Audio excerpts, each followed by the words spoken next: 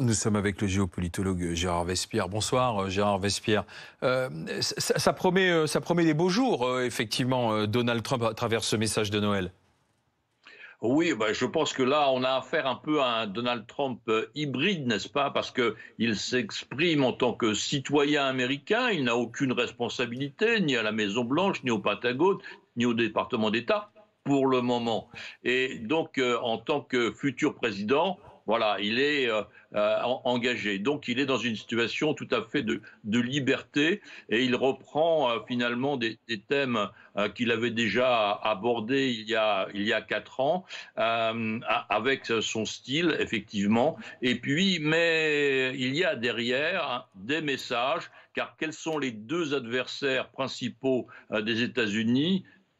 La Chine et la Russie. Donc on retrouve la Chine, un grand pourvoyeur du commerce mondial entre le Pacifique et l'Atlantique, donc comme il vient d'être expliqué concernant l'Amérique du Sud et le canal de Panama et ce lien entre l'Atlantique et le Pacifique, et deuxièmement le Groenland, donc le grand voisin russe. Et on sait que la bataille de l'Arctique est en préparation, la bataille des réserves, la bataille des positions militaires stratégiques.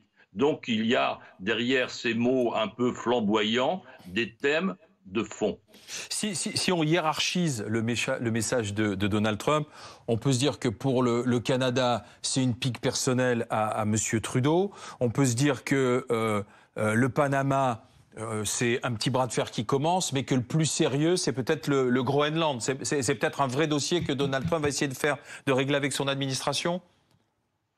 Je pense que le vrai dossier, c'est la Chine, n'est-ce pas? Le numéro un, l'adversaire numéro un dans l'espace, dans le commerce, sur la terre, dans la mer, c'est la Chine. Donc le principal souci, c'est de dire tout de suite à la Chine, eh bien, si vous progressez aussi près de vos côtes dans l'océan Pacifique, nous pouvons avoir une réciprocité en agissant près de nos côtes dans le canal de Panama.